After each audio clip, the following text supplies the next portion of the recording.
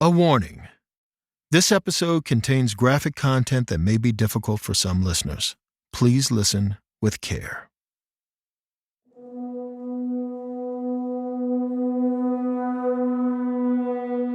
Once in a while, you stumble across a yarn so wild that you can't spin it all at once. It's too long, too tangled. So it becomes what a good friend of mine refers to as a double serving story, with a nice little intermission in between. Time you can use to digest. What you're about to hear is the second part of one of those two serving jobs. If you missed the first part, you'll want to click out of this episode and get up to speed on the previous one. If you heard the first part, I'm going to give you a refresher anyway, starting with a former cop named Bill who I met at a speaking engagement in Maine. For years, Bill had been the sheriff of a small town called Mercy Notch. He dealt with the usual small town stuff, break-ins, broken down cars, and then came the disappearance of a local teenager, Eben Toll. Eben had vanished from his home one night, and Bill was tasked with tracking him down, which he attempted to do by following a set of footsteps down a dirt road behind Eben's mom's place. The dirt road terminated in 3 properties, one belonging to a family who only summered there, one belonging to Bill's cousin, more on that soon, and one owned by a man named Wesley Mercer, who Bill had arrested for child abuse, only to see a jury deliver an acquittal. When I left you last time, Bill and his deputy had spotted a kid in the window of the Summer people's house, and had busted in, only to have the kid go flying out through the basement and out the back door, straight into the barrel of the deputy's gun. The kid died, but here's the kicker. That dead kid wasn't the one Bill had been looking for. It wasn't Eben Toll. It was a different boy, another missing one, with the last name of Ruiz, meaning that a whole new mystery was waiting to be solved.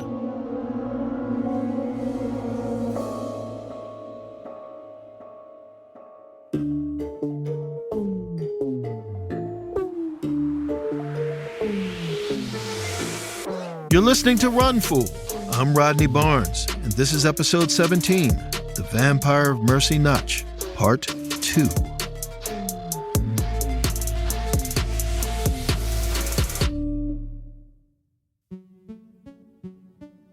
In the week after the shooting, Bill spent most of his time in his office in front of his computer, which he could afford to do because he had no family, no kids, no wife, not even a damn dog. Some might have called him lonely. Others would have called him lucky. Either way, he had all the hours in the world to try to figure out how Eben Toll's disappearance and Jesse Ruiz's fit together. Starting with the Ruiz file, which he had shipped up to him from Portland. Ruiz's situation was exactly as the medical examiner had said. Ruiz was about the same age as Eben Toll, a teenager and a runaway, who'd been sent to reform school, returned from reform school, and promptly vanished for several months before turning up in the basement of a house in Mercy Notch, running on all 4s. But unlike Eben, Ruiz came from an hour south, 30 miles from Mercy Notch. How had he gotten to that basement? There were no clues in his paperwork. An cursory phone call with his parents, grief-stricken into something approaching a comatose state, were no help either. All they could say was that their son had been working hard, and he had been trouble, although they loved him, and had tried to save him the best they could. After the call wound down, Bill went into the missing persons database and began searching for disappearances connected to Mercy Notch.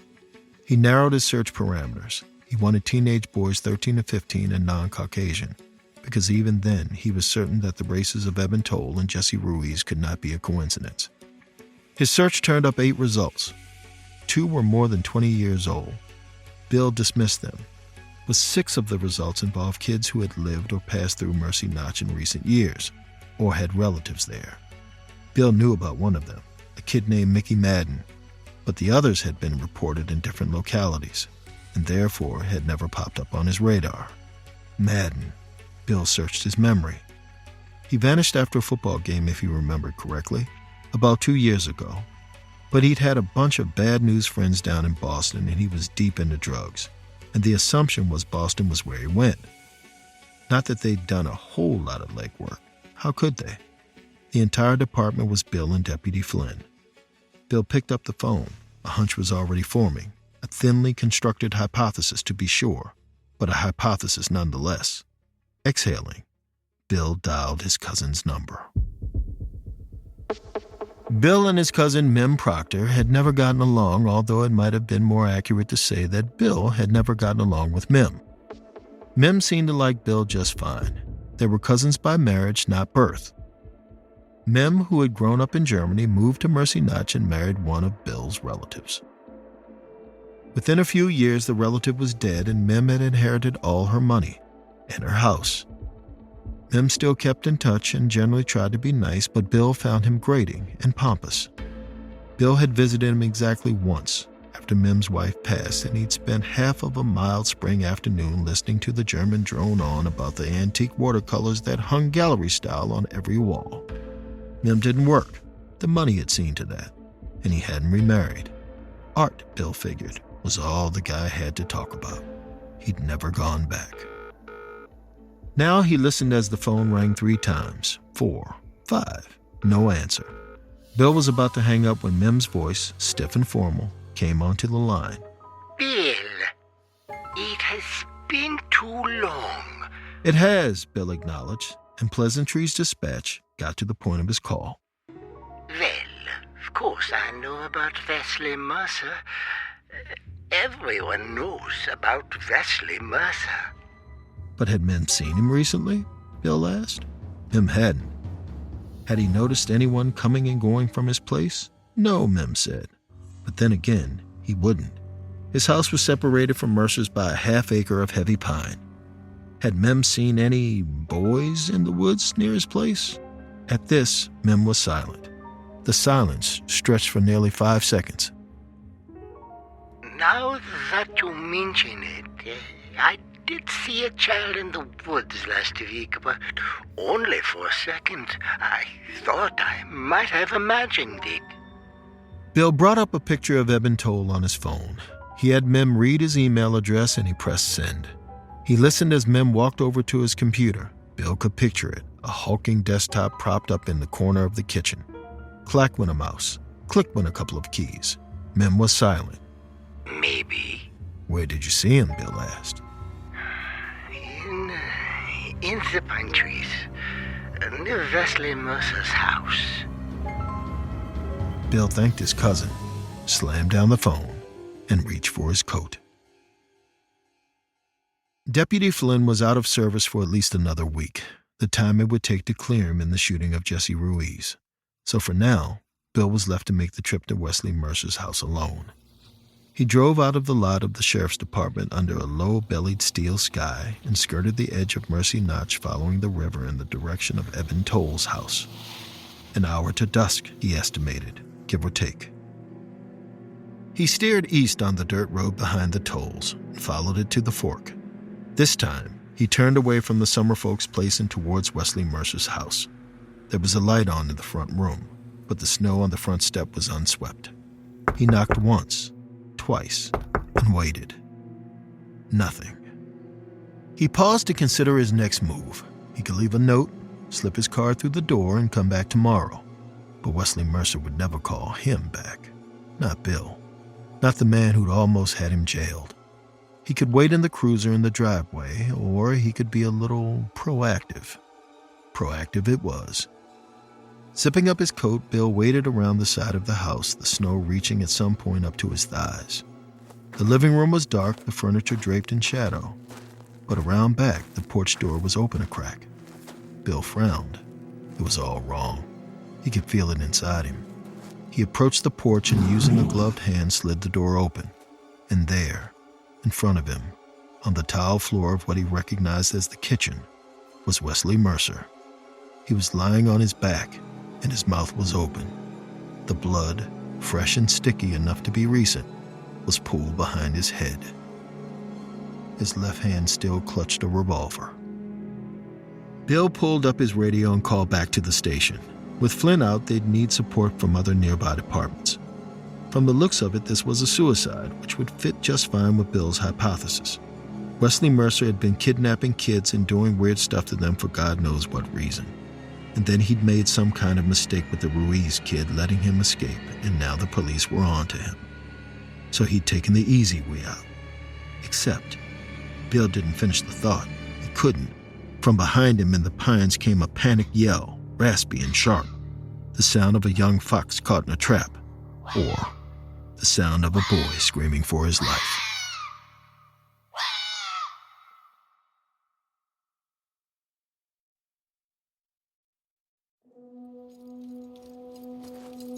Bill crested one short hill and then another, leaving behind the glow of Wesley Mercer's cabin and crashing through a twilight maze of bracken and sharp sticks. He had been running for about 5 minutes when something crashed into his chest. He went thumping to the ground with something on top of him, a boy, wide-eyed and scared. Eben Toll. Bill knew instantly it was Eben. Had he been in Wesley Mercer's basement, some sort of outbuilding that Bill hadn't thought to check? He lowered the kid onto the ground, braced him against the trunk of a tree, and knelt down next to him. "Talk to me, Eben," he said.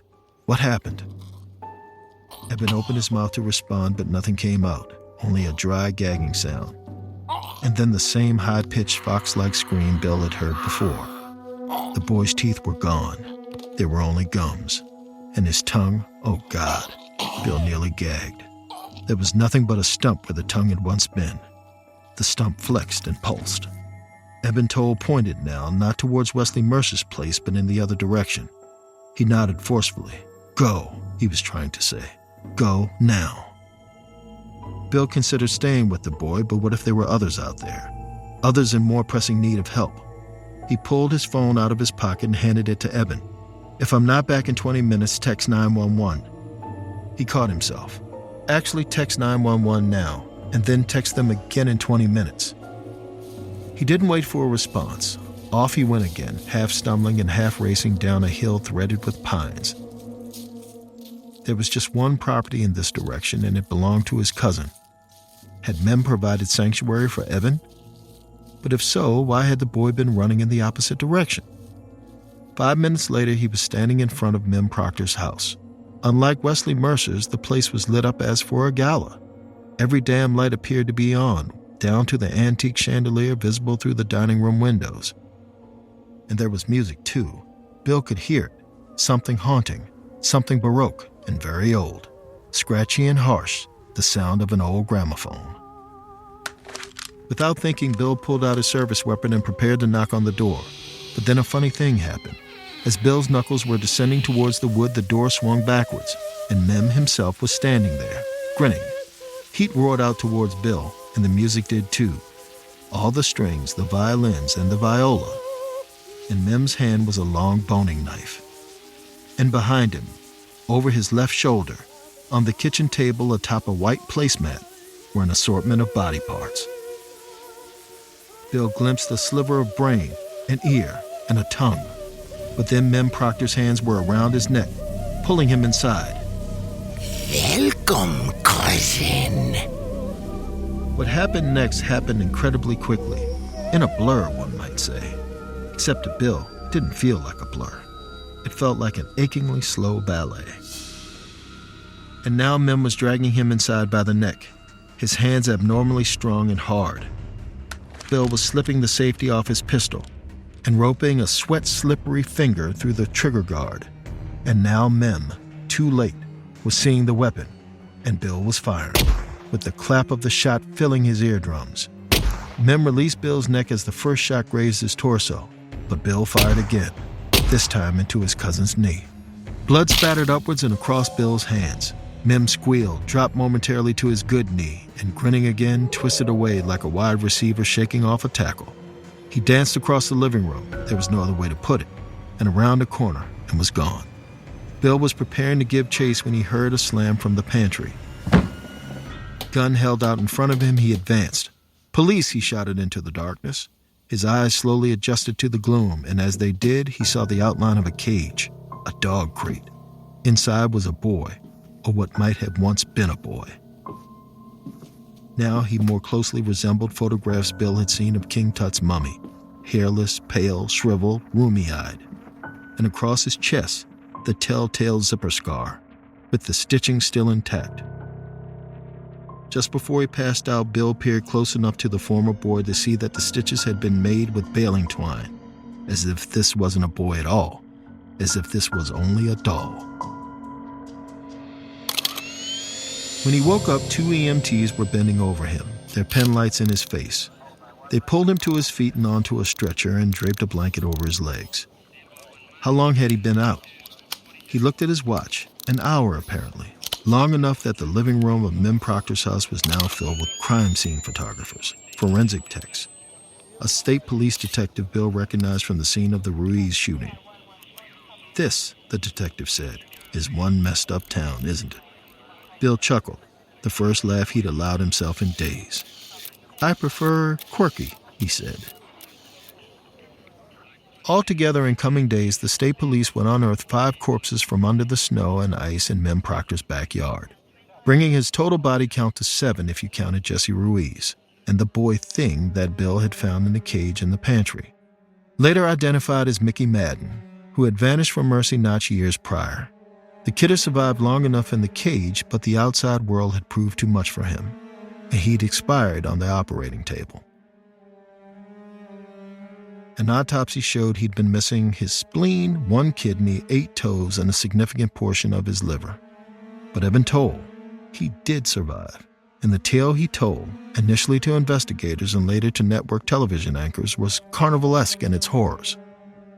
By then, he'd had several rounds of reconstructive surgery on his tongue, and he slurred through his memories of waking up in the snow, in his backyard, and following the sound of a voice he was powerless to resist, until he ended up at Mem Proctor's house.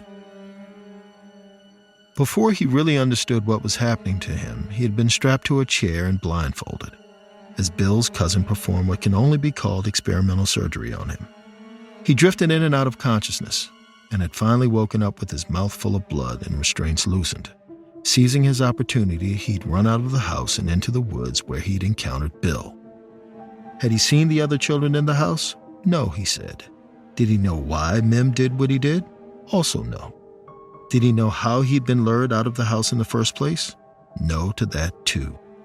In fact, Eben told didn't know more than he knew, although he knew enough to write a best-selling memoir about his captivity and participate in a prestige documentary on the case. That same documentary covered the strange occurrence in Wesley Mercer's house, the suicide that was, as it turned out, not a suicide at all. Mem Proctor's prints, obtained from his house, were on the handle of Mercer's pistol. It would have been a successful frame job had Bill not stumbled over to Mem's house when he did. As for Mem, he, like the children he had abducted over the past decade, vanished. Bill's new detective pal at the state police assured him that Mem had bled out from his wounds in the forest and that no one had found him because the animals had picked over his carcass. But Bill didn't believe that any more than he believed the official explanation for the incidents in Mercy Notch. That Mem Proctor had simply snapped, gone crazy, gone loony, gone nuts. That his penchant for imprisoning kids and picking them apart was a manifestation of a psychic break with reality. How had he lured all these kids to his house, Bill wondered? Probably something online, something we haven't found yet, the detective said. And what about Eben and Jesse Ruiz escaping? He got sloppy, the detective shrugged. He got overconfident, or some part of him wanted to be caught, or was just the dumbest of dumb luck. It happens, he said. But Bill had seen what he had seen with his own eyes. He knew different. I met Bill years after the events I've just described. Enough distance that he could process what he'd been through and draw his own very detailed, very concrete conclusion about what happened and why. As I sipped my last beer, I looked over at him and wondered, how could he be so sure he was right? Was there a clue he spotted? Had the police said something new to him? He shook his head. Not the police, no. Can I trust you? He asked. Because the thing he had to tell me would make him sound as loony as Mem Proctor, he assured me. It involved a little old man in a town up near the Canadian border about 2 hours from Mercy Notch. This old man was something of a local legend. He claimed to be in touch with all manner of the occult and to have substantial documentation on all matter of modern and ancient monsters. Bill, ditching his uniform for civilian clothes lest anyone see him, had gone to pay the guy a visit. And the guy, as advertised, was wizened and small. He sat behind a large pile of books with yellow pages. He listened as Bill told him about Mem Proctor, blinking his eyes vigorously, and then said one word: vampire. Not the type of vampire Bill had seen in the movies. Not Dracula. A real vampire. A person who decides he can prolong his life by feasting on the life force of others, preferably the young. Bill was particularly predisposed to believe this idea because in recent months he'd been doing some research of his own. Out of his own pocket, he paid for a round-trip ticket to Perna, the small German town Mem Proctor had listed on his U.S. residency application. There, in the Perna Town Library, Bill had indeed found evidence of a Mem Proctor. But this Mem was born in 1900, rather than 1949, the date he listed on the same application paperwork, which would make Mem approximately 120 years old. So Bill had drawn the logical conclusion: this was a different Mem Proctor.